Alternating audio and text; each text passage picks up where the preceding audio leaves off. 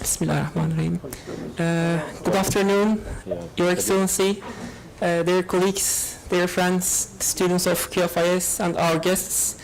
Welcome to our event on globalization, power diffusion, and Turkish foreign policy public talk to be delivered by Professor Fuat Keyman, Qatar Faculty of Islamic Studies Public Policy in Islam program as the host, and Hamad bin Khalifa University. You can stay. It's better for media. You can stay. For the media, I have no idea, but we are running late, so I think it's better to start. All the guests are here, so I think it's a better idea to get started. So let me briefly explain and share with you our guest today, the esteemed colleague, Professor Fuat Keyman. He's the director of Istanbul Policy Center and Professor of International Relations at Sabancı University.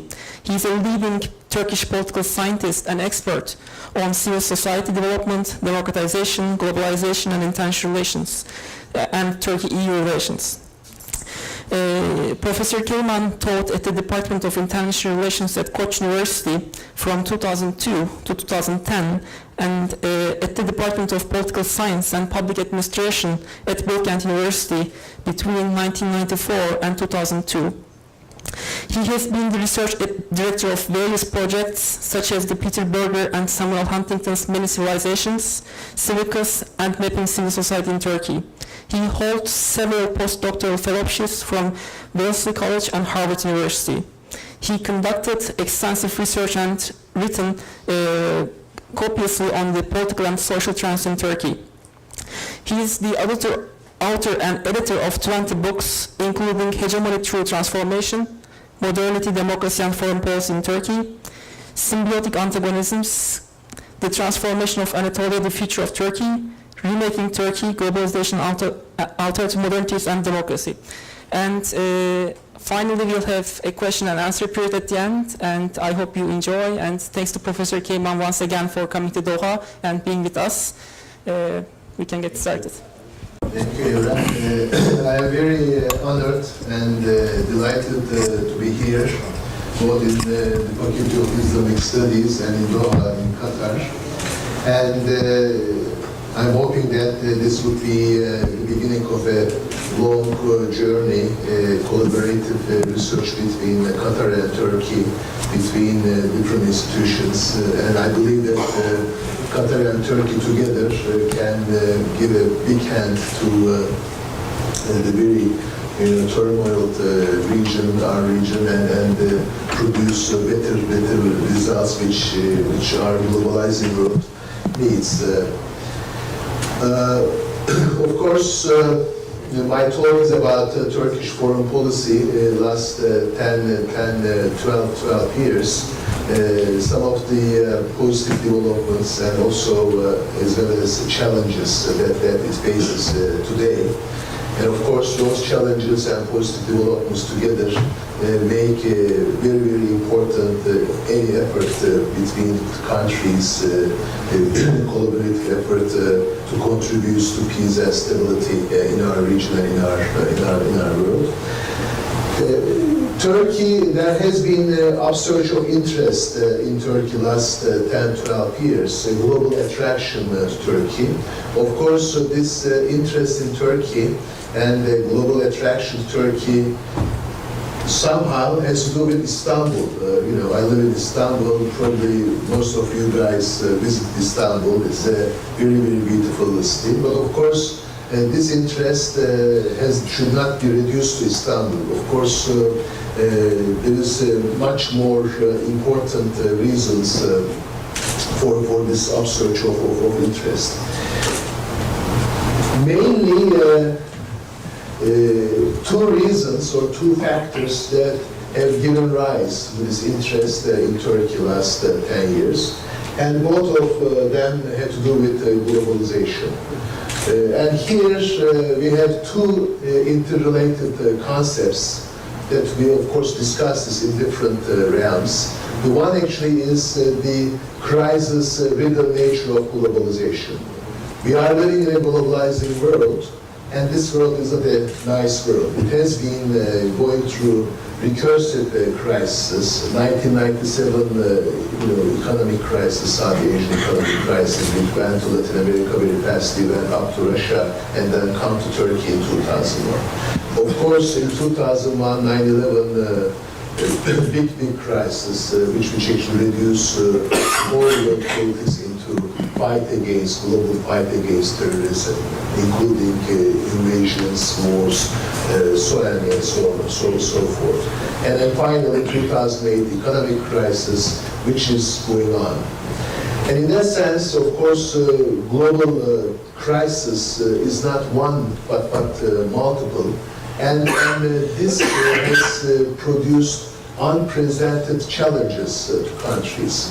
So in this sense, people start looking at different countries and how these countries are responding to global crisis. And Turkey has been a successful case in this regard. Since 2000 onwards, Turkey's response to globalization, global challenges and crisis has been quite positive. And yesterday here we discussed, as some of members are here again, and I hope I'm not going to be repetitive to them, but in detail that, of course,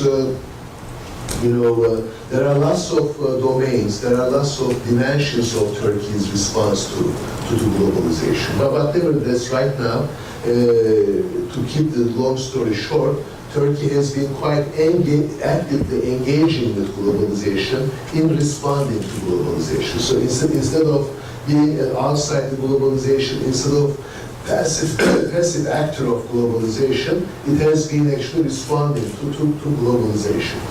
So the first actually factor is the multiple threats of globalization. Of course, mainly economic area, and then also climate, energy, food, social justice, poverty, inequality. These are all actually different challenges coming from globalization.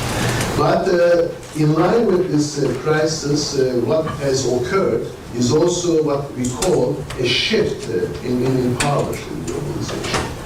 This shift, global shift, has two aspects. One actually is the decline of hegemony and an emerging of multipolarity in international system. We don't have a global hegemon anymore. We have regional hegemons, but although the United States is the most powerful country right now, but nevertheless, those who are doing IR know what I'm saying, that it is not a global hegemon as it used to be between 1945, 1970, and 1975. The United States remains a very international actor, but it is not strong enough to solve the problems of our world. So there is no point of relying on the United States as the main hegemon. There are alternatives to the United States coming mainly from Asia, mainly from China, but China is not like a hegemonic state in the world. So in this sense, when we talk about crisis of globalization, we are also talking about the emerging of multipolarity, in which the most important aspect actually is there is no one single authority that can actually govern or that can contribute to the governance of our world, our unstable world. The second actually is in a situation like that, some international relations analysts poll, the decline of the West has produced the rise of the rest, and then people's attention start going towards the other countries, the rest, which actually supposed to be following the West so far. And of course, the rest, we are talking about mainly countries like BRIC, China, Russia, India, Brazil. But of course, countries like Turkey, South Africa, Indonesia, Malaysia became the emerging powers, became also very important.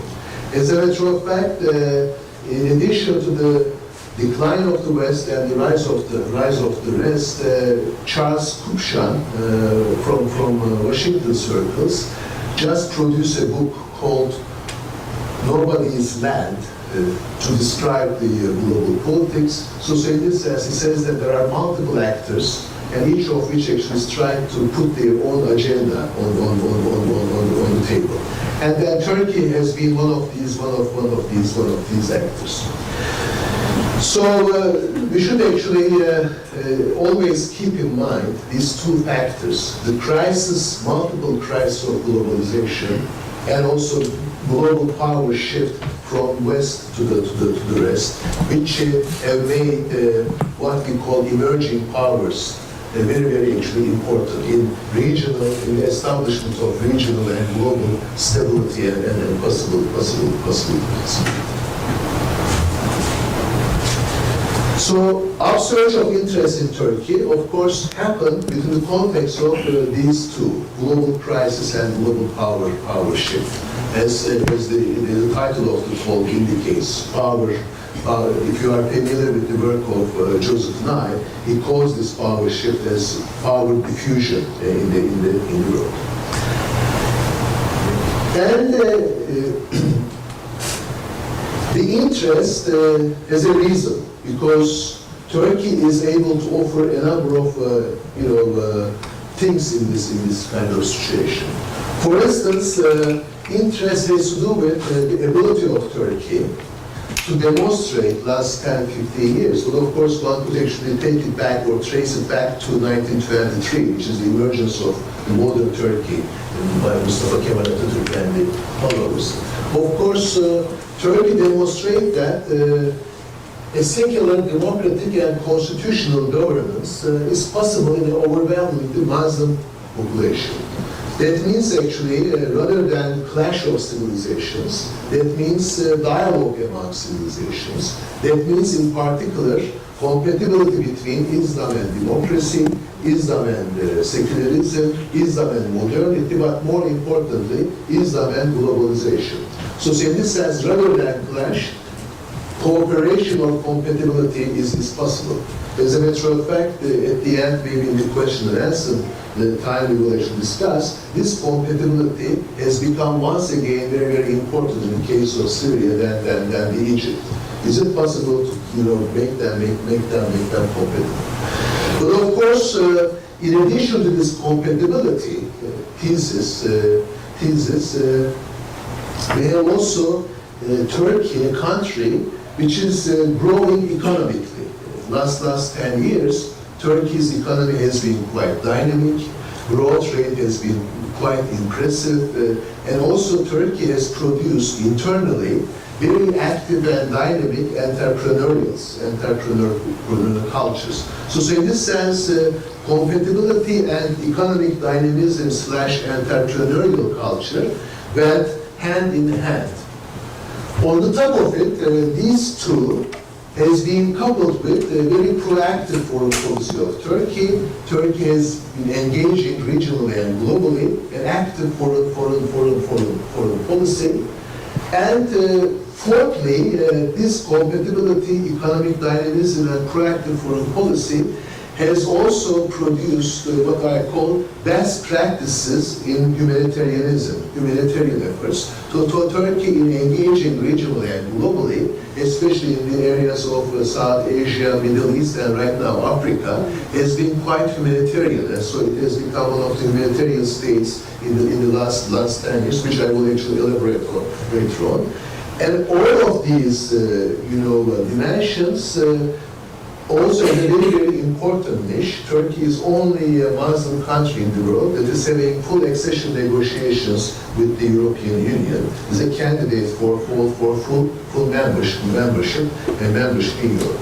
And despite all the problems that we have right now, we have a stalemate in Turkey-EU relations, but recently we started opening the chapters again, we started the negotiations again, but Turkey's EU bid has been quite important in its proactive foreign policy and economic dynamism. So these 5 actually areas produce a country for which people start getting interested in. How Turkey does it, how Turkey, or in what ways Turkey has delivered. So this how Turkey does it, and how Turkey and what Turkey has delivered so far became the main aspect of Turkey talk in regional and global domains, academic and public discourses. And of course, when we actually look at it, you see actually very active Turkey in the Middle East, very active Turkey in Arab Spring, very active Turkey in global political affairs, 2008 crisis, 2011, 2013, and this crisis will actually. And also very active Turkey in global energy games, and Turkey is one of the energy hubs and transmission countries right now. Of course, Turkish experience has been valued in terms of struggles against the crisis of multiculturalism and the rise of Islamophobia, mainly in Europe and in the world. And fifthly, Turkey's EU bid has been valued by some within the European circle as a very, very important contribution to Europe to become a global actor, Europe to play certain roles that it is expected to do in terms of contributing to global democratic and fair governance.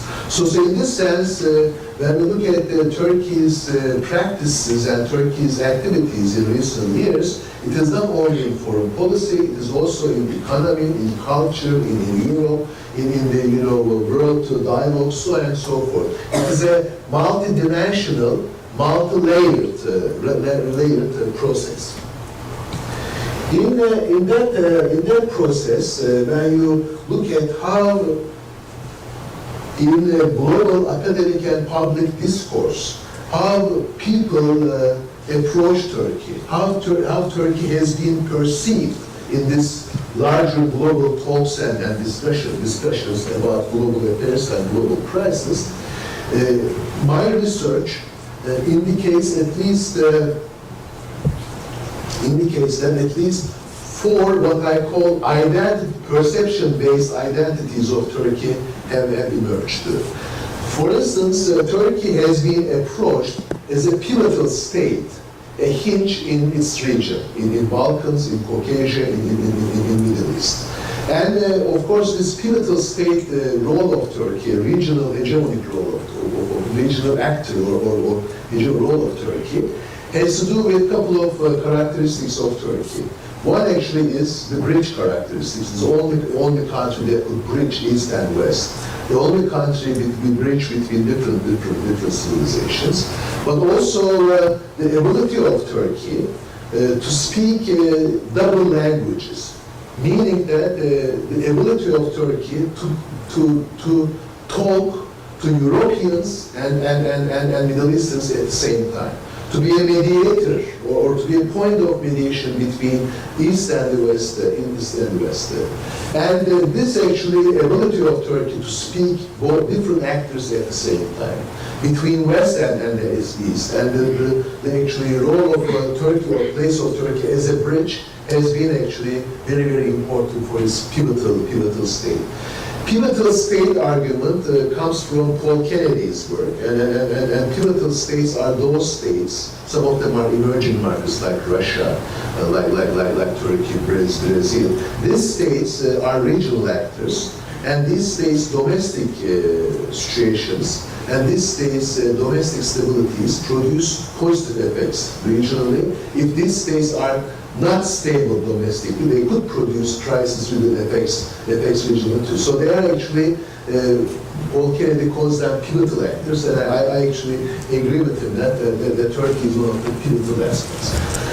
Secondly, in playing this bridge role, double language, double face, East and West role, Turkey has also been modeled, perceived as a model. I don't like the term model because model is kind of a term that sort of implies imposing on something else. I prefer either a significant and unique historical experience to learn from or a beacon of aspiration.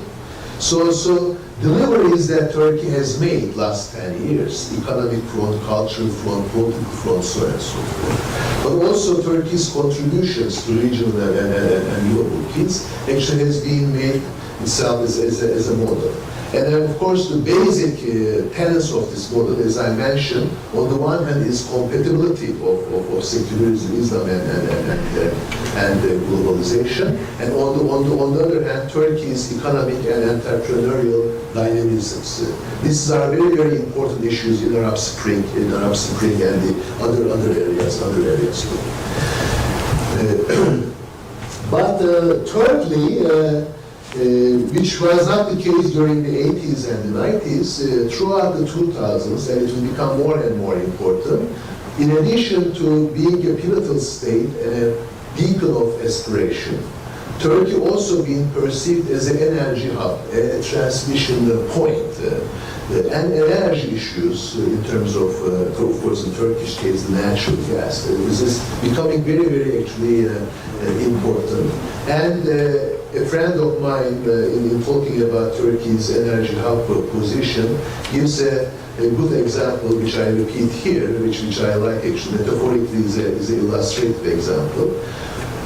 When I was doing my PhD during the 80s and early 90s, probably before that time, nobody knew about Turkey. When I was in Canada, in Boston, sometimes I was, because I also worked on Latin America, they were saying like, are you Brazilian or are you Latin American? Like, nobody knew about Turkey. Sometimes European social theorists, sometimes Latin American developmentalists, and so on.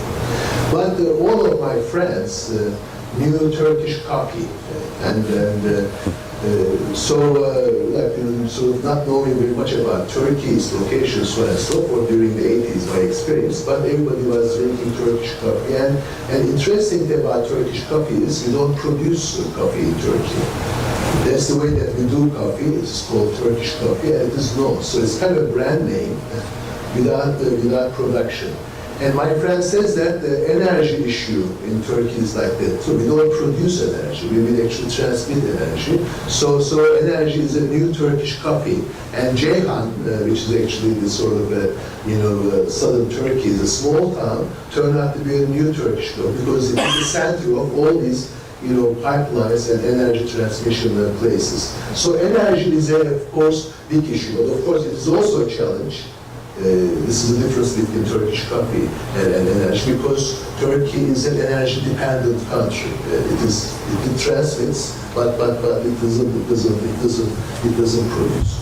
But also in relation to energy, Turkey's economic process and entrepreneurial culture has produced what is called this trading state role of Turkey. And when you look at Turkish foreign policy and proactivism in recent years, the most visible places where Turkey has been successful is economic engagements.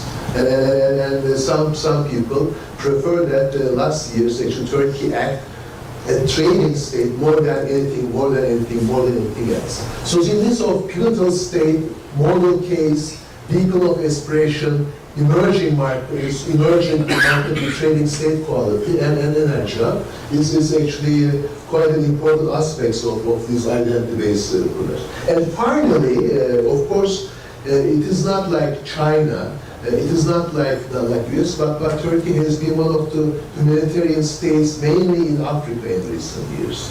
And Turkey's humanitarian efforts in Afghanistan, in Iran, in actually Palestine, in Africa, Somalia, Sudan, so on, has been also right now in the Syrian case, the camps and so on and so forth, has been admired. So in this sense, there are a bunch of new institutions dealing with the humanitarian efforts of Turkey, and there is actually this perception of Turkey increasing, increasingly important in Europe. So Turkey is kind of an emerging global humanitarian state. We don't do it very much right now, but apparently, as I actually just before I came here, I was in a meeting where we are talking about the Libyan case and the problem of weapons in Libya, and maybe Turkey could be the third actor there. Turkey is also a mediation country, and the United Nations based efforts to make Istanbul a mediation hub, and So in this sense, Turkey also presents itself and be perceived as one of the mediation hubs in the world. It works better in Balkans. It worked better in actually Caucasia, but so far in the Middle East, it has not worked, and now we have some problems in the context of the Syrian and the Egypt cases. But one of the new dimensions of Turkey is its actually ability and desire to play a mediatory role in conflict, regions, conflicts.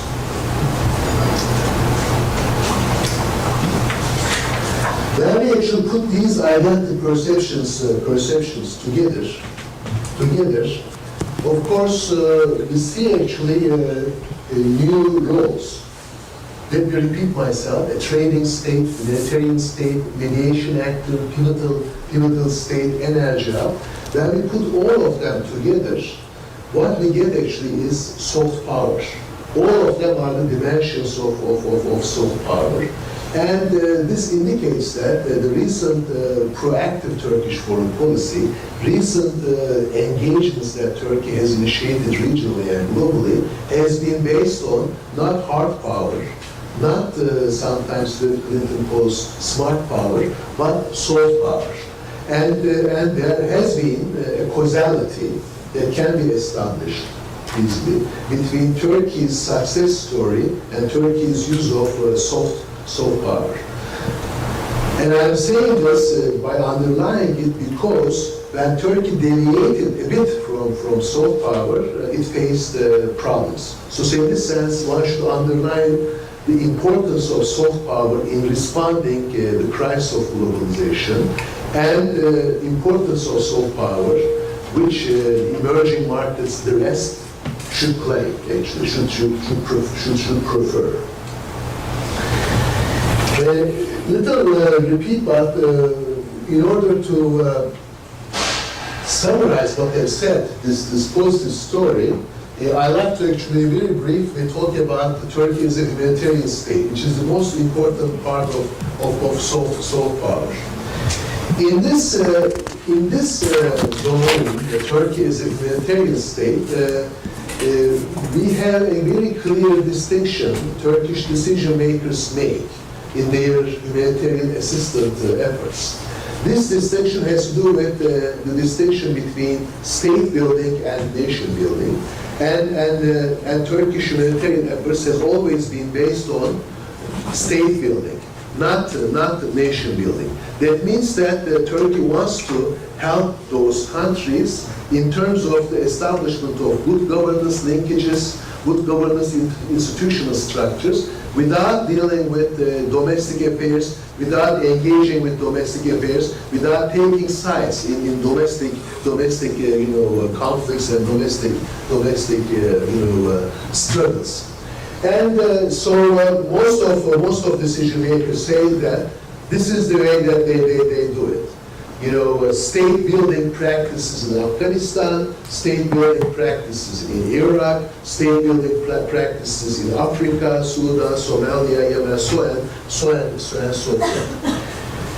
Secondly, this civilian humanitarian efforts based on state building gets initiated on the basis of deployment of civilian experts in those countries, especially in the areas of medicine, education, public safety, rule of law, political processes, and engineering. And in doing so, Turkish humanitarian efforts are initiated not only by Turkish foreign affairs, but on the basis of a coordination and joint effort by many ministries in Turkey, and also NGOs and civil society organizations.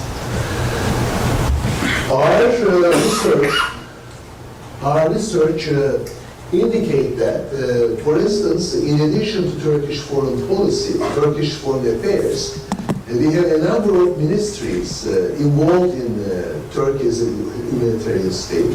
For instance, Turkish internal affairs had a big work in Afghanistan, in different parts of Africa, in terms of the training of police forces there.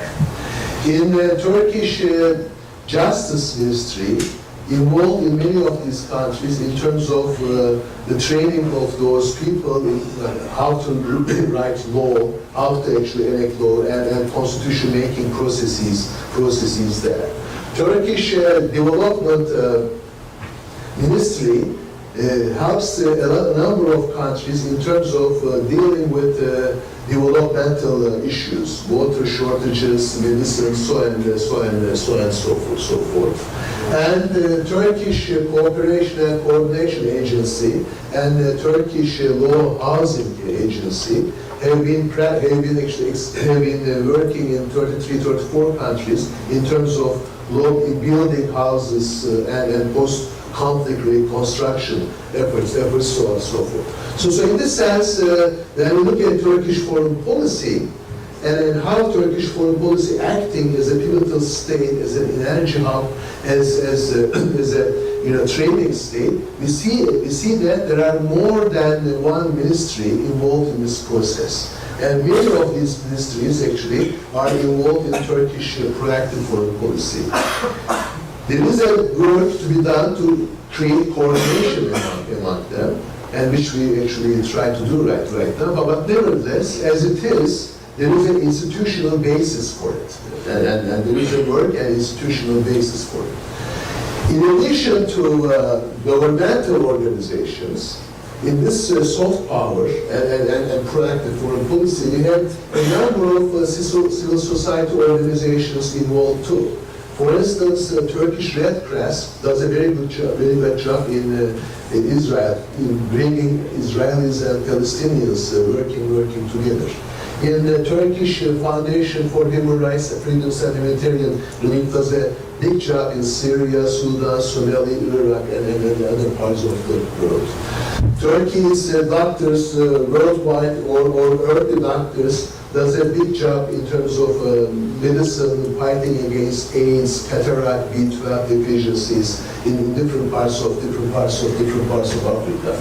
Turkish Religious Foundation does a big job in the actual training imams in terms of Islamic convictions and others.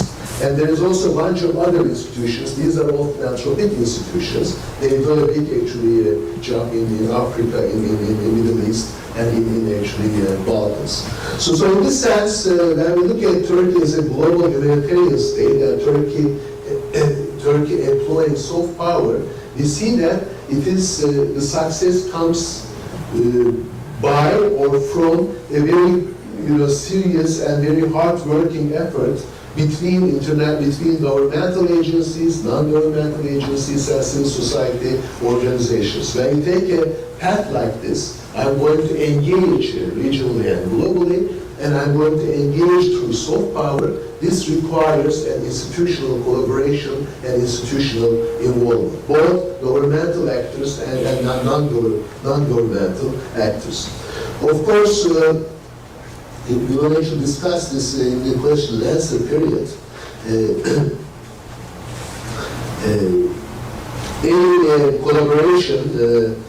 Any collaboration between Turkey and Qatar will actually deal with these issues and how actually different parts of the state, different parts of society can bring together to enhance and to strengthen the capacity of these countries to help establishment of stability and peace regionally and globally. I actually share with you this experience of Turkey as a humanitarian state is the best example of Turkey's foreign policy. Where Turkey has been quite successful in its last 10 years practice. But of course there are challenges. The story is not only a good story. There are actually very serious challenges. And these challenges are twofold. Challenges coming from foreign policy challenges coming from domestic configurations of power in Turkey. When we talk about foreign policy challenges, we are talking about, of course, two very significant challenges that, of course, confront countries like Qatar too. One actually is the Syrian crisis, which actually kind of made it very, very difficult to engage, for any country to engage based on soft power, because it's a very, very brutal case happening actually in Syria. And the actors involved in Syria, like Russia, like Iran, have been very geopolitical rather than humanitarian, rather than actually normative. And of course, second foreign policy challenge came from Egypt and the coup in Egypt. These two actually challenged not only Turkey, but the region, but theoretically speaking, to also soft power. Because how to solve or how to actually contribute to these societies on the basis of soft power has become quite a critical issue, and it is very difficult question to answer. And in order to, I'm going to get into these challenges, and I will focus more on Syria, but in order to illustrate what I'm seeing in terms of Syria and Egypt, let me actually give you another point based on perception again. Perception of Turkey in the Middle East. And a think tank like the Istanbul Policy Center, TESEV, Turkish Economy and Social Research Foundation, they've been working on perception of Turkey last 5 years. And then every year, including 19 countries or 22 countries, I don't remember right now, they do polls. And then on the basis of the polls, actually, they try to actually come up with some of the information about the perception of Turkey. Turkey's perception last 10 years, up to 2013, has been very, very high, around 80%, around 82%.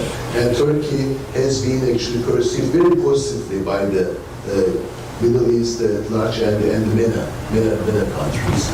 But in 2013, for instance, 2013, this positive perception still good, but went down around 50%.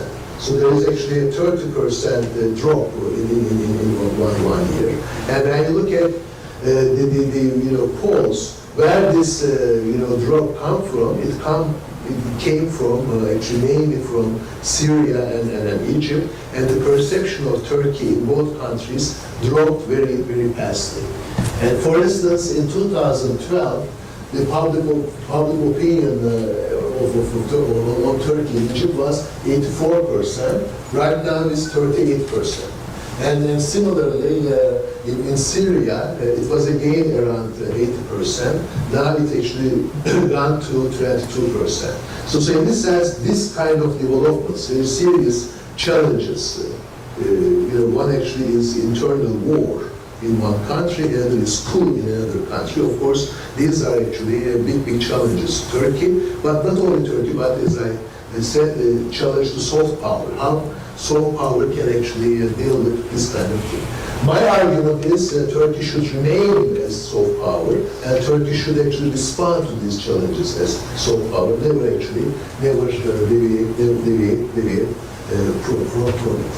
But when you actually get into this, into this public opinion surveys, we see that, for instance, 60% of the participants think that or favor Turkey's involvement with the Middle East. So Turkey's engagement is still actually admired, and 64% believes that Turkey becomes more and more influential in the Middle East. And in doing so, actually, they talk about 3 aspects of Turkish foreign policy. One actually is EU anchor. Turkey's EU bid and EU anchor has always been positively approached by the Middle Eastern countries. That has to do with Turkey's bridge role, actually. Turkey has always considered a bridge between Europe and these countries, sometimes a point of transmission between, or linkage between these countries, including actually Iran. Iran very much favors Turkey's full accession to the European Union. Secondly, they all actually think that Turkey's main principle in proactivism, that is zero problems with neighbors, has been actually admired. So Turkey should stay in this principle, and of course, thirdly, as I said before, Turkey's best examples in being a humanitarian state has been also approached positively. So in this sense, when people are around 60% want Turkey to be more influential in the Middle East, favor Turkey's involvement in the Middle East, they actually pay attention to zero problem with the neighbors, which is soft power, Turkey's bid with the EU, which is soft power, Turkey's humanitarian best practices, which is soft power. So these people also want Turkey to remain and be active in soft power. But of course, it is very difficult to be in soft power. The Syrian case. In Syrian case has been extremely big challenge to Turkey's foreign policy, and this challenge has twofold, or has two dimensions. The one dimension actually is Turkey from the beginning take what I call a right position that this conflict should end. Assad either should do reform or should leave, and then there should be an interim government in Syria. But of course, this push for a solution without Assad did not come true. And right now, actually, rather than Assad go, international community is, as I read it, is prepared to accept a solution with maybe Assad for some time. But of course, this Turkey's real engagement and push for a solution without Assad, when it didn't come true, created some sort of disjuncture between foreign policy at the rhetorical level, foreign policy creating results. Because Turkey didn't get what it wanted, or Turkey's desire or Turkey's solution has not come true. So in this sense, sometimes we call it foreign policy impasse in Turkey, or sometimes we call it the reduction of the maneuverability domain of Turkey. Turkey's foreign policy did not produce result in the Syrian case. It produced result in the Somalian case, it produced result in the Afghanistan case, it produced result in the Sudan case when it comes to humanitarianism, trading, state engagement, so on and so forth. But when it came to Syria, it didn't produce the result.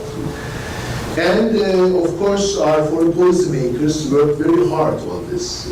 Bilateral talks, multilateral talks, international organization, like the participation, calls for, sort of recognition of Syria as an international humanitarian crisis situation. None of that came true. Turkey didn't get, for instance, the United Nations to accept the fact that what has been happening in Syria is a global international humanitarian crisis. Or international community didn't get involved, really, to actually create a situation where opposition takes over and creates the interim government. So in this sense, this juncture between rhetoric and reality confronted Turkish foreign policy. Turkish foreign policy producing result before, but in Syria didn't produce the result. But on the top of it, we also faced right now a big refugee problem in Turkey. And soft power requires, in a situation like Syria, opening your arms or your doors to people coming to you, because if they don't, they will actually get killed or they will tortured or whatever. So in this sense, Turkey took the right decision and then opened the doors to the Syrian refugees.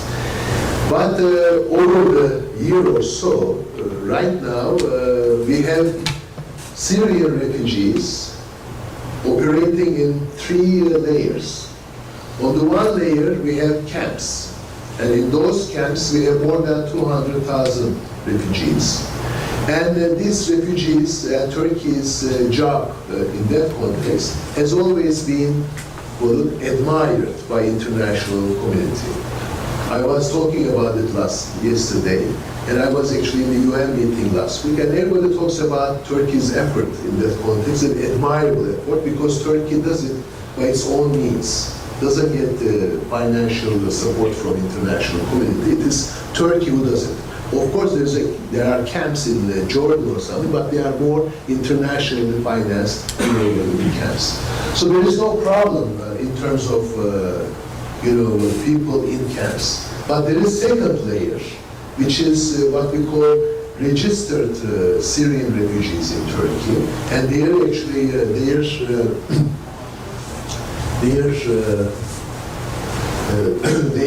number now is around 300,000. Registered means actually Syrians living in houses, renting places, and situations are not very, very good. Some of them actually live, for instance, 20, 25 Syrians living in the 3-bedroom or 2-bedroom apartments, but nevertheless, they have home, they have shelter. And of course, this is actually around more than 500,000 refugees.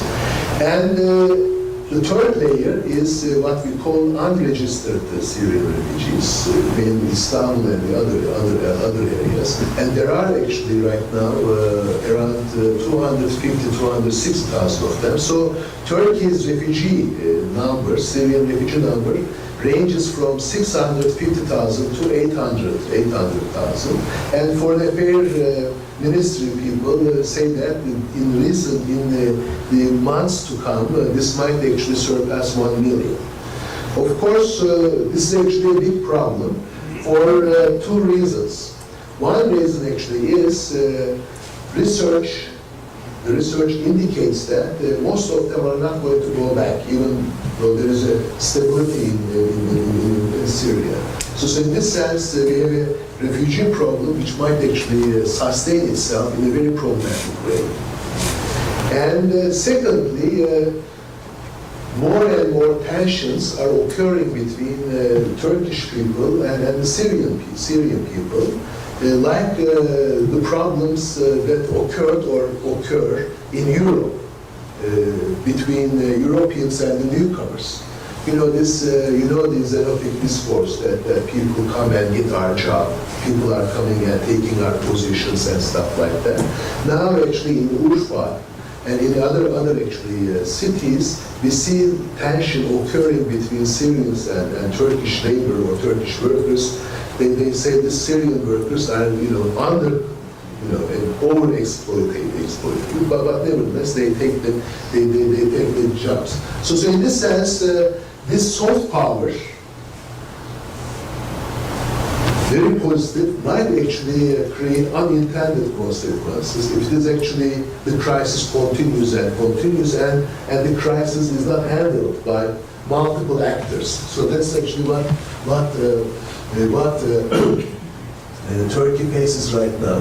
And I don't know if you guys see it there, but this is our Syrian border, which is 950 to 940 kilometers long. We have in this number, this area, of course this doesn't cover Istanbul and the western part of Turkey. Here we have 500,000 refugees. And this is I just got it from just before I came here. This is the cities on the border. For instance, Gaziantep, it has 33,000 Syrians. Urfa here, which is the biggest number, 67,000 Syrians. Osmaniye is a small town, 8,500 Syrians. Adıyaman is another small town, almost 9,000 Syrians. Hatay is a problematic area just on the border, and most of the conflicts actually are handled here. 15,000 Syrians, and Kilis here, 30,000 Syrians. So in this sense, You know, it's a big challenge, and Turkey says, our prime minister says we can handle it in a year or so, but nevertheless it is becoming really actually a big challenge, Turkey. So,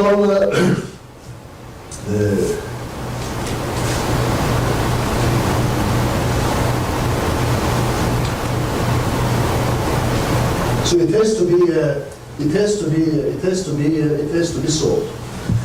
The only possibility right now to give Turkey a hand in this context is the Geneva II Convention. And of course, Geneva II Convention might produce some sort of actually sort of temporary solution for it, but nobody, probably among you, there are people as expert as, you know, I'm not an expert, but as knowledgeable, maybe more knowledgeable than I am. Nobody was really trusting the Geneva II Convention to this, but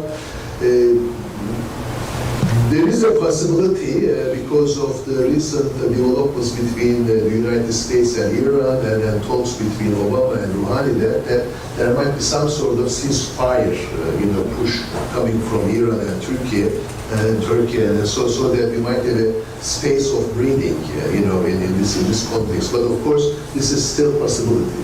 So I give you Syria is a big challenge to soft power. And this actually indicates that countries even like Turkey should need partners in initiating soft power. Soft power is successful, it is initiated multilaterally and or bilaterally. So it is not only Turkey, but maybe Turkey and Qatar. It is not only Turkey and Qatar, but in a very maybe regional cooperative way. So in this sense, multilateralism is a very big, you know, method to initiate soft power successfully. If the country initiates soft power either bilaterally or unilaterally, as Turkish case in Syria indicates, you know, then of course challenges are bigger than the ability to produce positive results. Egypt, I leave it to the discussions, but of course Egypt is also another challenge to soft power. But Syria is the negative example of Turkish foreign policy, whereas humanitarianism and humanitarian effort is the best example of Turkish soft power. I give you these two actually cases to think about. But of course there are domestic challenges too, because in order for a country to be successful in soft power, domestic kitchen should back up foreign policy. Domestically, you have to have stability and an economic growth, entrepreneurialism, and so far. But up to middle of 2013, when we talk about domestic kitchen, we are talking about two main problems that actually confront soft power. One problem, as you all know, is the Kurdish question, which has created big, trauma in Turkey. It's been going on, of course, over the years and years.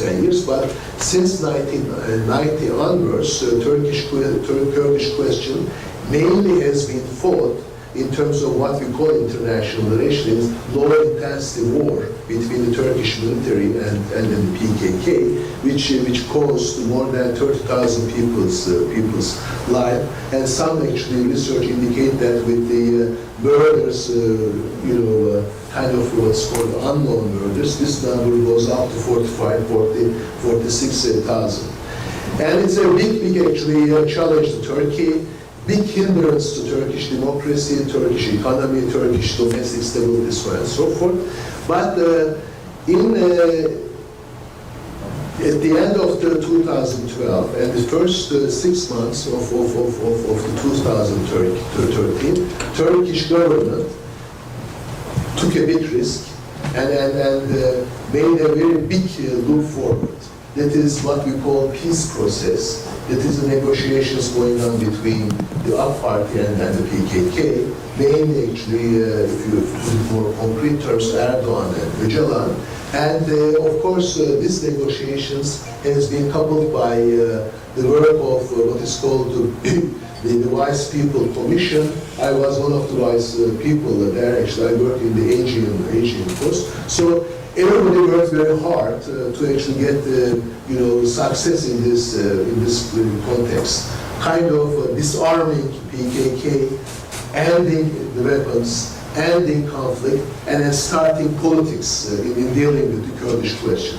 As a matter of fact, the slogan was the end of the time of weapons is over. The time of negotiation and politics has begun. So in this sense, this actually was the main challenge to Turkey, and Turkey has been successful in dealing with this challenge. And as a matter of fact, last year, 2013, so far, I sometimes not the mood in talking about the peace process and the Kurdish question. We have no conflict.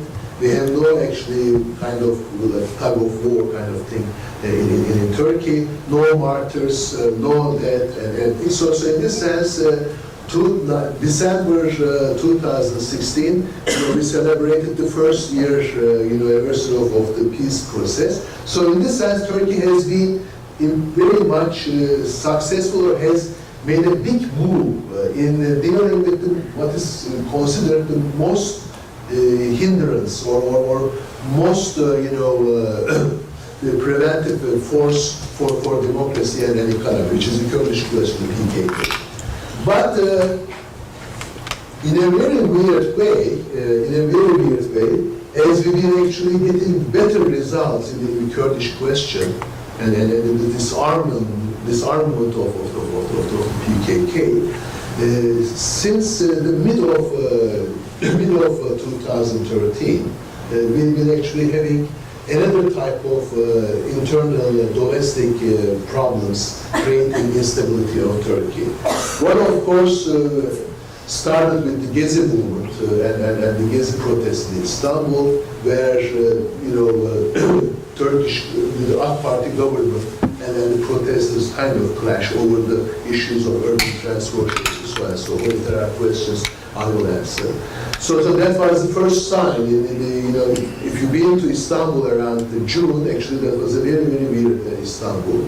And all of a sudden we couldn't actually understand what is going on. But a small part in Istanbul is a part, created actually a big break in this, soft power and domestic stability and so on and so forth. Then, of course, at the end of the year came this, claims for corruption, and then right now there's a big internal struggle in Turkey between the AK Party government and what is called the parallel state, or some, some developments or some, agents in the judiciary force and stuff like that too. So in this sense, soft power, as far as I'm concerned, has been challenged by these struggles in Turkey, power struggles in Turkey, as much as it has been challenged by Syrian crisis. And right now, we talk about the stability of Turkey. The stability of Turkey is at stake. Economic performance of Turkey is at stake, because corruption cases really damage and very, very detrimental, effect for your economic performance, good governance practices, and so on and so forth. So the internal, fight between the AK Party and the Gülen movement, both of them are actually conservative and coming from the Islamic circles. Sometimes it is called the in-family fight.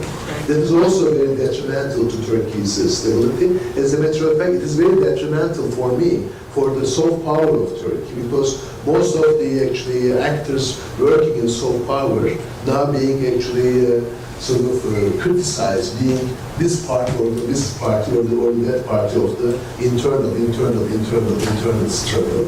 So in this sense, while we are actually having good results in peace process and the Kurdish question, all of a sudden we face actually what we call internal power struggles in the Turkish state between actors that are actually creating instability. Of course, weak opposition has also been problem in Turkey, because our party has been quite strong in the last 10 years, and we always talk about strong government weak opposition problem in Turkey. So these are the domestic, challenges in stabilizing forces. Of course, let me actually end here and then try to elaborate on certain points that I made if there are questions for them. In 2014, itself challenged Turkey. Because in 2014, starting with the 30th of March, we will have 3 significant critical elections in Turkey. 2014, 30th of March, there will be local elections. And of course, local elections now being played in 2 realms. One realm actually is local elections. You go and try to win the municipality of those countries. But of course, now in the second layer, which is becoming more and more important than the elections themselves, the elections are negotiated or played out as part of this domestic power struggle in Turkey. So in this sense, who wins Istanbul, who wins Ankara, who wins Izmir, these significant states, have very much, produce important consequences for this domestic, power struggle. And the reason for this is 30th of August, we will have a presidential election. And the first time in Turkey, this election will be based on actual people's vote.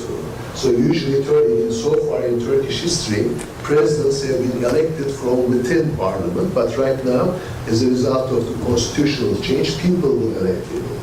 So in this sense, local elections, internal power struggles, and presidential elections, who will be the president, who will be the prime minister, these are actually big issues in Turkey. But of course, these elections are, rather than solving the challenges or instabilizing forces, they actually accelerate instability in Turkey because they become the terrain of struggle. Rather than elections, rather than deciding what people do and what people choose, what people want, they become the terrain of hegemony, terrain of power struggle. And there's of course the third election, which is supposed to be done in March or June of 2015. But if the local elections go this way, there might be an early election in Turkey. So everybody is talking about 3 elections is happening in 2014. Of course, Turkey will handle these challenges. But if Turkey goes instabilized internally, it will actually, as a pivotal state, it will produce instabilizing waves for the region, and soft power-based contributions of Turkey will go down. But of course, soft power-based contributions of Turkey go down means that there are more challenges to Arab Spring than they are right now. So these actors are important, and we will see there are more uncertainties in 2014 than there are certainties. I am one of the optimists, and one of the, actually I call myself cautionary realist, but nevertheless I am kind of optimistic for these things, but one actually to be objective, to share with you these domestic challenges and the seriousness of domestic challenges right now. Maybe I stop here and then we actually... Okay, special thanks to Professor Keyman for this wonderful presentation. Actually, we can have the questions now, Q&A session, but the questions could be both in English or Arabic. سؤال ممكن في اللغة الإنجليزية أو اللغة العربية. I think Mr. Yahya will help us translate the question. So feel free to ask in both languages if you like. Please, Doctor. Thank you very much for the presentation. Actually, I am an economist, not a politician. I don't know how my question, how much is relevant or not. You referred to some of the challenges currently Turkey is facing. I would be grateful if you really elaborate a little bit on the future challenges Turkey will face, including like what kind of, for example, regime might come, after Assad, or the recent political movements in Iraq, like this, Daesh, they announced this, or maybe improvement in U.S., Iran relationships. Anyway, I mean, do you have any idea about how, the future unfolding events will be a challenge for Turkey, or would be maybe an opportunity for Turkey? This is one thing. The other thing is that I was surprised sometimes I read the news, over and over, that Turkey was listed among one of the toughest countries in which has highest number of journalists in the prison. I mean, I was surprised why, this is consistent with the, democracy in Turkey. Although I regard personally myself, Turkey, as one of the best model for the Muslim countries, but suddenly I get shocked, why this happened. Is it really something happening internally which is not consistent with the external gesture of Turkey or not? Thank you very much. If you elaborate a little. Shall we collect all the questions first, or would you like to answer them one by one? I know it's up to you. No, whichever is more convenient to you, actually. Right. Let's do one by one if you want. It's a very important question. Thank you very much. And also might actually cover some of the areas that I didn't elaborate on.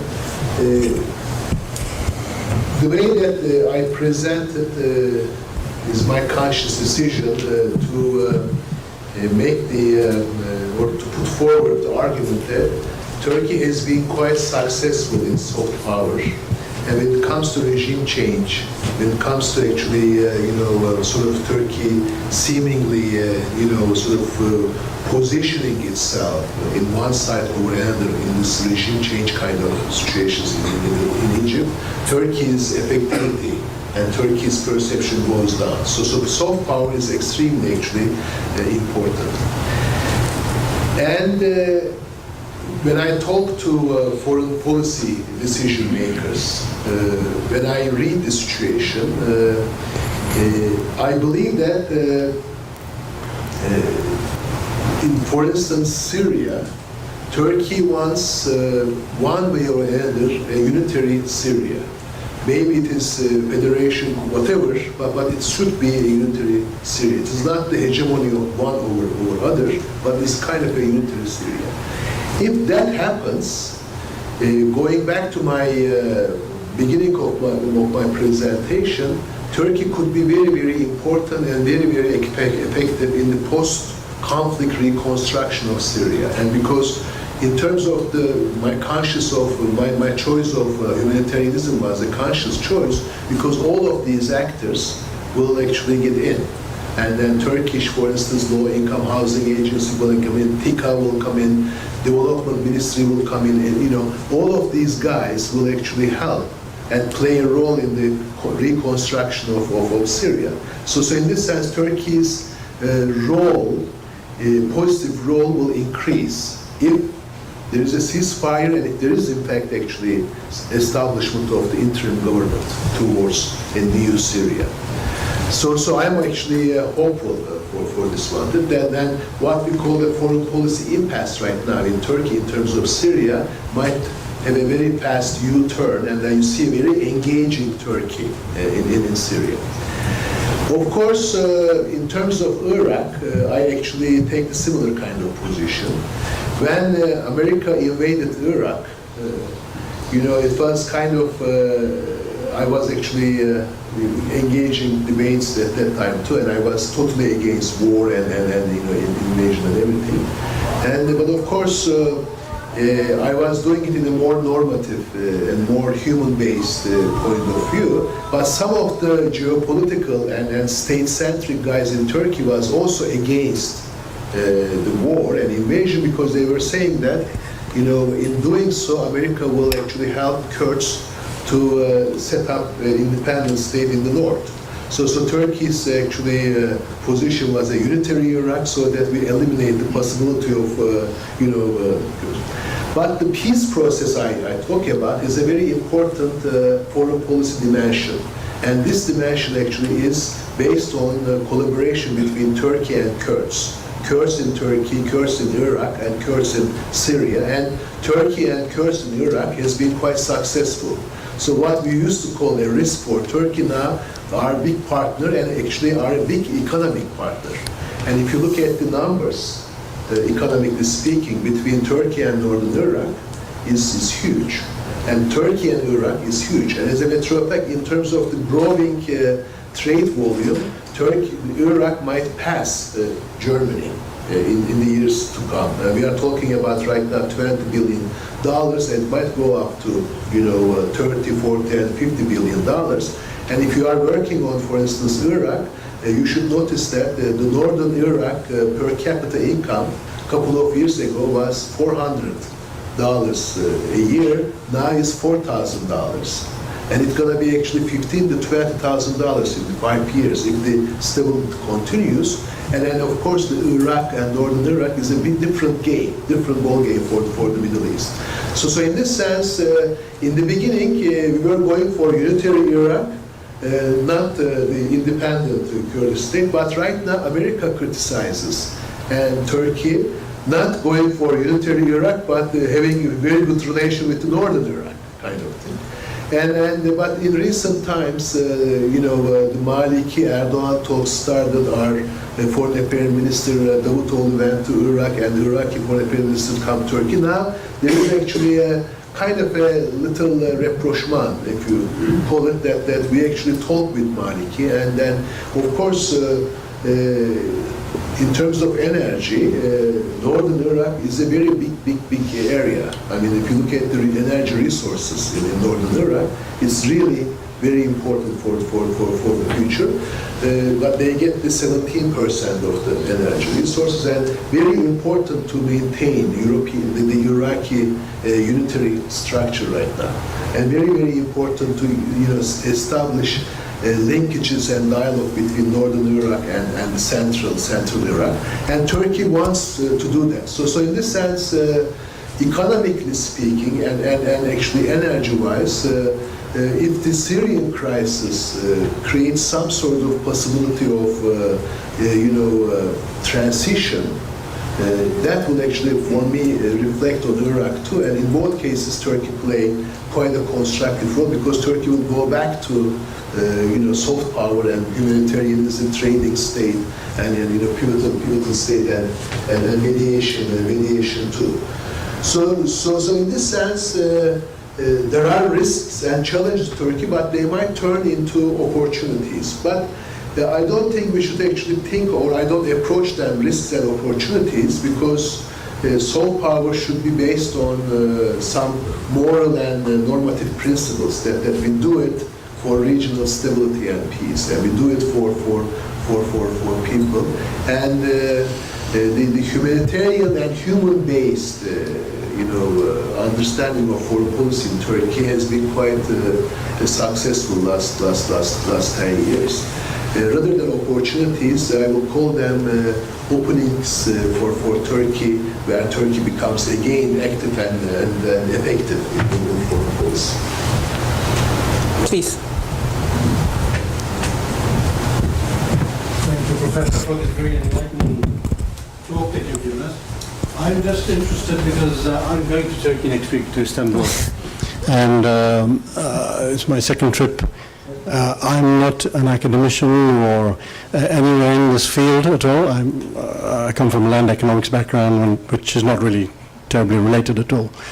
But my question to you is, on the one hand, the portrayal you've given us of Turkey is that of an altruistic humanitarian state, which is nice to see here and nice to see, and I think is being perceived as such in the West as well. I come from Canada, and I'm visiting family right now. Having said that, on the other hand, there is this strong drive towards joining the EU, and has been for over a decade now. Could this eventuality not ultimately be seen by radicalist Muslims in various parts of the Muslim world but also not just that group, but also Russia as being also partisan. Here is Turkey, it's part of NATO. It has a huge army. It's one of the biggest, I believe, in NATO, the second largest. And then taking this position in Europe itself would, to my mind, show a definitive slant towards the West. So that's the first part of my question. And then the other thing is that, on a slightly different angle, is Europe itself, and particularly Britain and France, in the past have shown a lot of reluctance to let Turkey into the EU. They are fearing radical Islam. They don't have this faith, whether it's xenophobic or real. They have this perception that it's quite possible that Turkey could destabilize and some kind of a radical Islamist regime take over. So how do you reconcile what you've been telling us over the past hour and to what I'm thinking? Okay. Thanks. Actually, I am also Canadian too, and from Ottawa.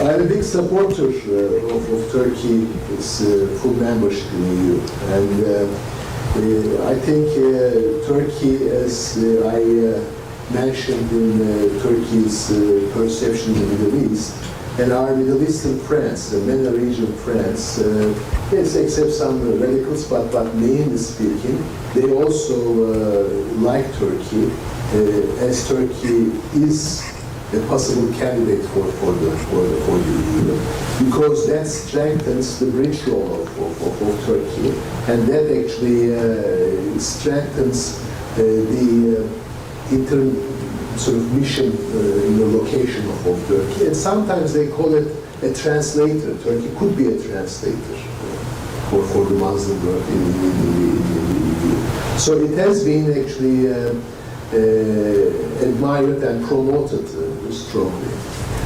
But of course, the situation is much more complex than that. Sociologically speaking, as some suggest, there is Euro-Islam.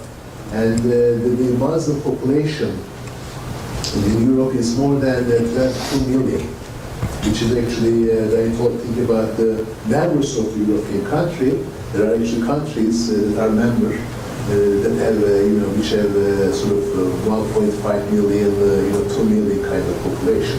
So it's a very sociological thing, and sociology cannot be gotten rid of by xenophism or ideology. And so you've got to deal with it. And then in dealing with it, of course, you are right. Britain is better than Germany and France, but maybe Germany and France and Holland, they actually, they fear that if Turkey gets in, this 22-something million become 100 million, because Turkey is now around 70 million population. And then extreme right, uses this. If we let Turkey in, then what we're going to do? Europe becomes Muslim, 100 million and 250-something million population. So 400 something. So one fifth would be Muslim. So if you have 1/5, that is a constitutive nature of Europe, which is actually no problem for me. Actually, it could be constitutive nature. Then as a Canadian, you know what I mean. It could be multiculturalism, and it is played off. Then definitely it should produce good results. But of course, there are also others who suggest that taking Turkey in has very important positive results, because it could stabilize the situation in Europe. Because when you actually be anti-Turkey, anti-Muslim, then central parties in Europe go down, and extreme right parties, extreme ideological parties, like for instance the Reform Party in Canada, close to some point, now similar kind of parties, become very, very stronger. And European politics right now fear the increasing strength of extreme right parties, and then the decline of the central parties, because central parties are the motor of stability. So in this sense, if Turkey comes in, then of course there is research indicates that there might be a situation where central parties gain strength again, and the extreme right parties might go down, because Turkey is an economically progressive and dynamic population. And moreover, in detail, for instance, right now research also indicates that there will be no migration to Europe from Turkey. As a matter of fact, reverse migration is already started. So in this sense, in the first enlargement, French and the others were saying that Poles are coming. They are coming and taking our jobs. There will be no Turks are coming, taking our jobs. So in this sense, there are European friends and scholars and European public discourse that actually value Turkey's entry into Europe as a stabilizing force. Sometimes in the Orientalist way they say Turkey comes in and domesticates Islam in Europe. But of course domestication is not a nice word to use, taming, domesticating, but stability is more and more likely. And secondly, some of the public philosophers and public voices, Amin Maluf, for instance, Tarık Ramadan'dır, in their work, and of course that has echo in public sphere in Europe too. Europe has a problem with dealing with difference. Europe is, sort of looking abroad, and how Europe is dealing with the rest of the world. And of course, they say that including Turkey in Europe as a Muslim country will also give a chance, or will create an opening for Europe to look at the world differently than it is right now.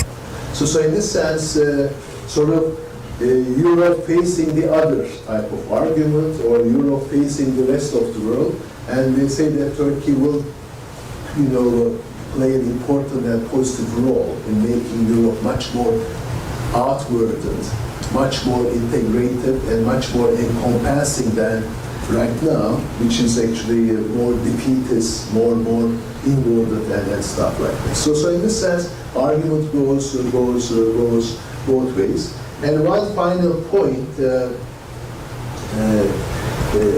there are elections actually going on in Europe, and one happened in France. Sarkozy used to be the former president of France. Sarkozy lost, and Holland, came to power and became the French president. And he's going to actually visit Turkey. And this shift from Sarkozy to Holland, we read it as might be a positive, development in terms of Turkey-EU relations. Merkel, Germany, is actually always presenting itself as a country that, even in a time when they say they are against the Turkish full membership, they obey the rule and procedures, And so in this sense, Merkel is giving signs that if actually full accession negotiations continue, Turkey will become a member of the EU. And Chapter 22, which is based on regional development, just opened, so Turkey's negotiations started.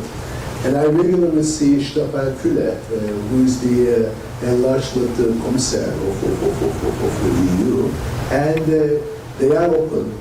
Europe is actually open to opening the Chapter 23 and 24, which is based on fundamental rights and principles. And I forgot one point about your question. And if that chapters 24 and 23 and 24 gets open, which is called Justice and Home Affairs, which will actually reflect on the question of freedom of press and freedom of thought in Turkey, and will produce good results. And so in this sense, EU anchor is important for Turkey. Even though Turkey-EU relations are facing stalemate, EU anchor keeps Turkey on the right track. And if Turkey is on the right track, as a pivotal state, it produces better results for the regional affairs and the global affairs. So I always actually pay attention to it. But when you go to Istanbul, I always tell my friends that Istanbul is beautiful. When you see actually Istanbul, sometimes they say, why do you want to be in Europe? Because Istanbul itself like Europe, and amazingly, sort of dynamic economy. But I always suggest my friends to go to Anatolian cities, like Kayseri, Konya, Gaziantep, all of them. Huge, transformation going on. Big economic dynamism, entrepreneurial culture, and stuff like that. And let me finish with this information. During the 80s, Turkey's urbanization rate was 29% urban, 71% 29% urban, 71% rural or sort of transitional base. And right now, Turkey's urbanization, urban transformation level is 75 to 77%. Some people call it 79%. So big transformation, urban transformation. And you see it actually in Anatolia. Economic dynamism, entrepreneurial culture, and urban transformation happen in a very intertwined way in the Anatolian sphere. And they all actually do it through export promotion, relations with European markets, relations with the Middle Eastern market, South Asian market, now African markets, and so forth. So these entrepreneurial activities coming from within makes Turkey actually economically dynamic. So Istanbul is good, but there is also a point to visit Anatolian cities. Excuse me. I have two quick questions. First of all, thank you very much for this excellent presentation, Professor Kayman. We were listening to you and we were hearing a lot soft power, soft power, soft power. Personally, I would understand as a country of like Qatar to adopt such I would say strategy and to try to impose itself as a soft power regarding the location, the human capital, and the size. But when it comes to Turkey and the history that is behind and the strategic position, we feel as if Turkey is trying to please others rather than to impose others to the world. As you said, instead of Turkey joining the European Union, somebody would suggest why should Turkey is motivated now with its power, with the economic growth to join the European Union. So the first question is why Turkey would like to be seen or perceived as soft power rather than just a power.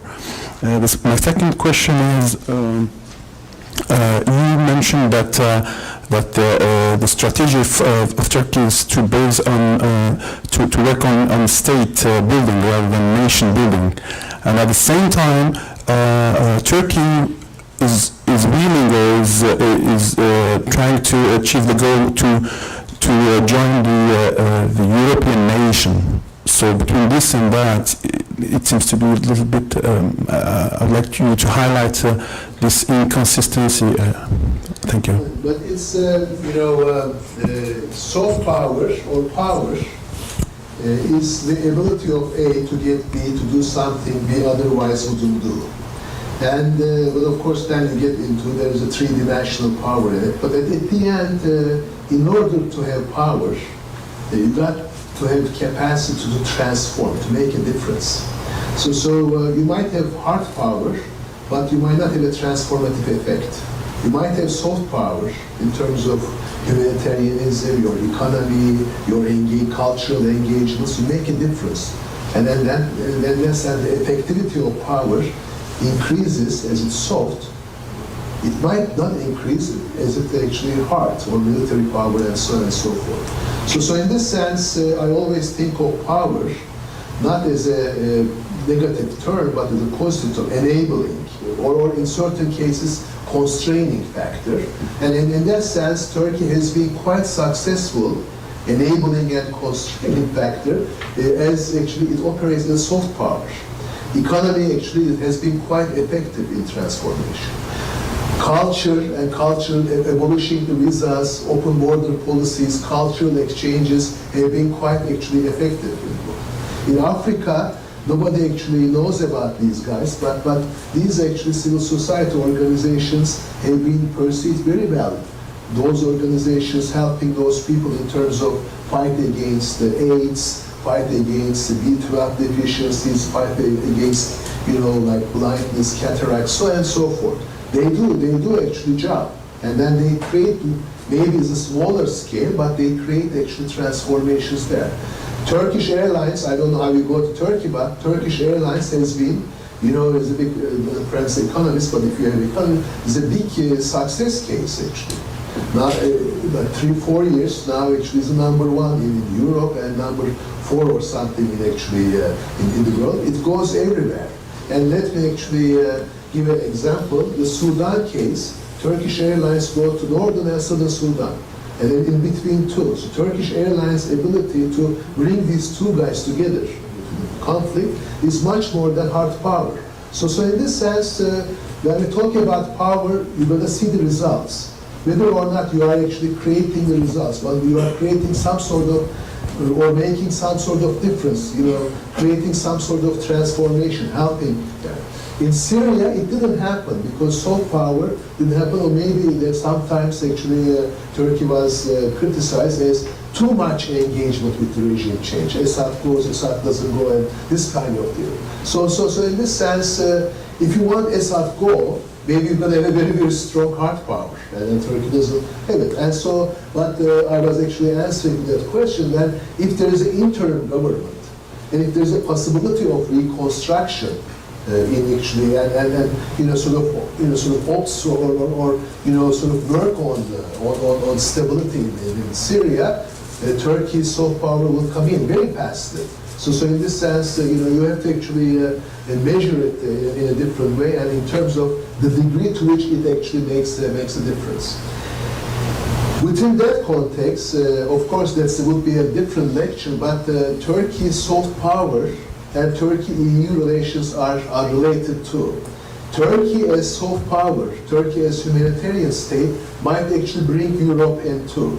And Turkey and Europe, that's what we actually work and that's what we call for. Turkey and EU work together and create better results in these regions, Arab Spring and the others, especially in the areas of state building, meaning transforming of the rentier states, enhancing civil society, creation of middle class, effective middle classes. Of course, we are having a big fight in terms of corruption, but Turkey's fight against corruption has been positive so far, up to the 2011. So Arab Spring has very, very important, or will have important challenges if transformation occurs in terms of fighting against corruption, fighting against fighting in terms of realizing the demands for transparency and accountability. You guys go to Egypt, or some of them coming from Egypt and Syria, and you talk to them, there is no difference for me between what Egyptian youth are asking for, what Syrian youth are asking for, what Greek youth are asking for, what my kids in Montreal, for instance, are asking for in terms of tuitions. What they are asking for jobs. They are asking for a better government. They are asking for transparent government. So in this sense, they are not asking for more religious, more ideological states. They are asking for states that provide welfare, security, and jobs.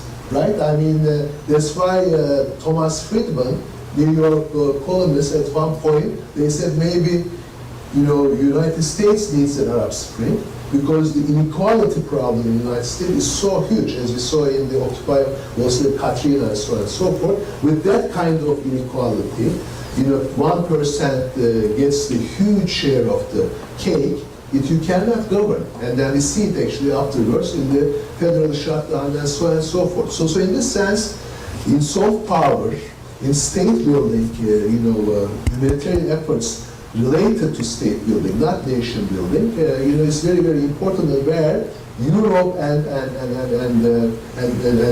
Turkey might work together, but or Europe, Turkey, EU, Turkey, and Qatar might work together, because these are the guys that could actually make a difference in terms of soft power. We don't need hard power. We don't need military, because military is actually, in that sense, much more creating problems than creating stability indoors. So I'm actually big favor, supporter of soft power. And recent work that is done in the United Nations in terms of mediation indicates that too. Like for instance, mediation coupled with sustainable development and transformation that requires joint efforts. And EU and Turkey and Qatar can do much better work in creating a combined, mediation efforts, sustainable development on the one hand. Because if you are so poor, you don't have no hygiene, no water, anything, you cannot mediate. So there is an effort to bring together sustainable development, human development, and mediation. And Turkey plays a role in that. So, Mrs. Ginger, please. Yes, thank you. Why don't we do something like this? Why don't we collect maybe 3-4 questions and then Professor Kemal? Question and answer part. Okay. Please go ahead, please. I'd like to thank Professor Kemal. I have the microphone, but may I? Yeah? Okay. For putting such such dense information in these slides and putting this in an accessible way, explaining. But I would like, if you allow me, I would like to make 2 comments following up on this question. First of all, I think what we should think about when we think about this AKP government and let's say last decade, Professor Kemal really nicely outlined the soft power. First of all, he also mentioned that we are living in a post-realist world where we don't need hard power. We saw that the hard power doesn't work in Iraq and Afghanistan. So we need more, we need soft powers. But my comment would be the success of AKP government, I think, was not, in terms of this humanitarian assistance and civil society, but also wherever the Prime Minister went, he brought with him the companies. And he mentioned Sudan, that Turkish Airlines is actually flying to Darfur or Khartoum, but also in Cameroon, Turkish Airlines broke the dominance of Air France, and finally, Turkish Airlines is flying to Cameroon, and TAV is building the airport there. And also in Macedonia, the Skopje airport is built by the Turkish company TAV again. So it goes hand in hand. Well, I will mention the Turkish TV series where I met Qatari women that watched this Turkish TV series, Nur, and they told me that this really tells a lot about the Turkish culture. I don't know if it's representative of the Turkish culture, but that's soft power. I mean, bringing more this culture to other areas. And finally, on this gentleman question who left, maybe the future of Turkish policy, we can also explain it with the relationship with the U.S., because we see a little bit drift from the U.S. So it could be really linked to the Turkey-U.S. relationship. And maybe you can just explain that a little bit if we have time. Maybe someone else will ask that. Thank you. Please, the middle table, please. Oh. Thank you. I will speak by Arab. Please. أوكي. أنا أريد أن أعرف أكثر أكثر على أزمة الفساد في تركيا حاليا. هل عندها وجه سياسي؟ هل هذه الأزمة عندها وجه سياسي؟ هل عندها علاقة بما يدور في سوريا؟ هل برأيكم أين الخلل في هذه الأزمة؟ الخلل الاقتصادي أو السياسي أو وجود خلل في جهاز الرقابة والمحاسبة في تركيا؟ وهل برأيكم ستؤثر على شعبية أردوغان في الانتخابات المقبلة؟ شكرا. Actually, Mr. Yahya. The question is related to the current crisis in Turkey, the corruption crisis. The lady is asking, does it have some political, motives or possibly economic?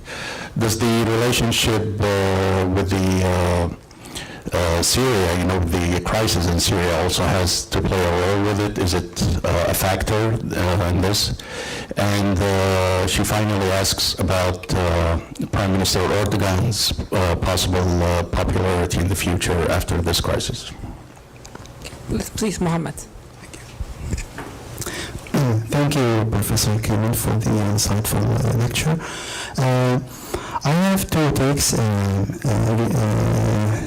toward the AKP government. The first take, I beg to differ with you.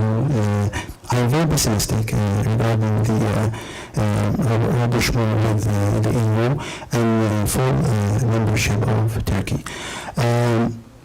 It seems to me that the AKP government sends mixed messages to the Europeans by lifting the ban on the scarf and like the crackdown against demonstrators in the streets. I think the AKP government should tackle the European fears of demography concerning the joining of the EU. The second thing is about the domestic policy of the AKP government, especially toward the people of Turkey and the crackdown, of course, and also sending mixed messages to the Arab world by teasing Egyptian government by lifting the four-finger sign. That's it. Thank you very much. May I answer this? Okay, let's go ahead. Yes. Let me start with you. Is that, of course, now we face uncertainty. We don't know how long this fight will continue. It's a fight, as someone called, in family, because usually the fight in Turkey has been between quote-unquote Islamists and seculars. So Islamic secular divide was the thing, but right now there is no secular foreign policy, democracy and urban transformation. I see more symmetrical relationship than one is the tail, one is the leader, and so it is much more negotiation based on equality and symmetry. What Turkey can offer to Europe and what Europe offers to Turkey, and we call it a mutually beneficial relationship.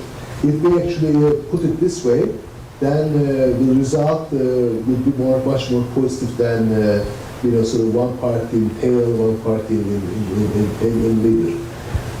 Samuel Huntington, then late Samuel Huntington, in Clash of Civilization, said, my I disagree with him, but he said my diagnosis of the world is correct.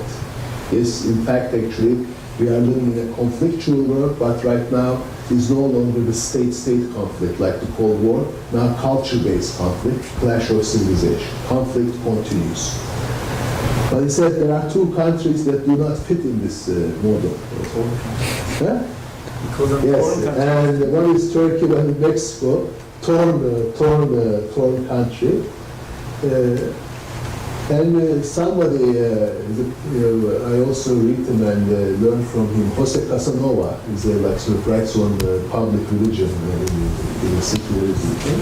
He got a very nice piece on Turkey and Europe, saying which one is torn, Turkey or Europe, because Europe is really torn. Half of it wants Turkey, half of it doesn't want Turkey, kind of. But Turkey, as a matter of fact, in terms of strategic decision-making, from Atatürk onwards, has always put a strong step on Europe, and then enlarges and then or gets into East.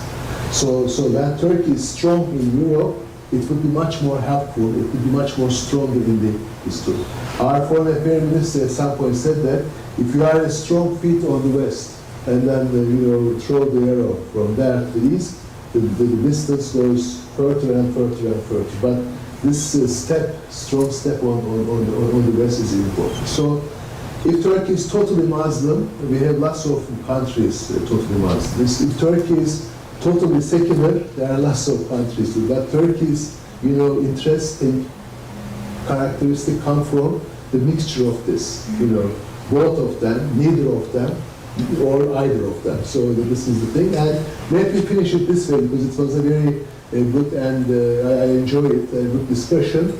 And Orhan Pamuk, when he became the Nobel laureate, he actually got that with Istanbul Novel. And of course, when they actually explained why they gave him the Nobel Prize in literature, they said that in Istanbul Novel, Orhan Pamuk used the term hüzün to describe Istanbul. We are going there. Hüzün is like sorrow, but not sorrow, like mourning but not mourning, like little sadness but not sadness. It is not really actually translatable into English, French, and the other words. But it describes Istanbul because Istanbul is post-empire, Ottoman. When you go to Istanbul, you see Ottoman, all the mosques and beautiful buildings, Mimar Sinan and everything. But you also see the finance and post-modernity. So it says that it is in between. It is both empire, it is both, not neither empire and empire. So in this sense, it is this in-betweenness that might produce hüzün, but it might actually strengthen Europe. Turkey's strength comes from both secular and Muslim and Arab, but there are tensions like that. And a friend of mine wrote a piece on Orhan Pamuk, and he said that Orhan Pamuk is right to describe Istanbul and Turkey as hüzün, in betweenness between West and the East, past and then future and everything, modernity and tradition. But I said there is also another word, but we might actually, you guys might have it here. How many of you guys know cave? Cave is heard? But Istanbul is cave too. You sit down and then enjoy Istanbul, but cave is not enjoyment. Cave is not really actually, but cave is Istanbul. Cave is actually you enjoy yourself. You sit down and then you have all your chairs and everything. So Istanbul and Turkey is the combination of hüzün and cave. So go there to get cave, but don't forget that we also have hüzün, but that strengthens you rather than weakens you. Anyway, thank you very much. Thanks to you, Professor Kemal. We're really honored and delighted to have you, and hopefully in the near future we'll welcome you again. And as the Public Policy in Islam program, Qatar Faculty of Islamic Studies, I would like to share with you a souvenir. Thank you. Oh, thank you very much.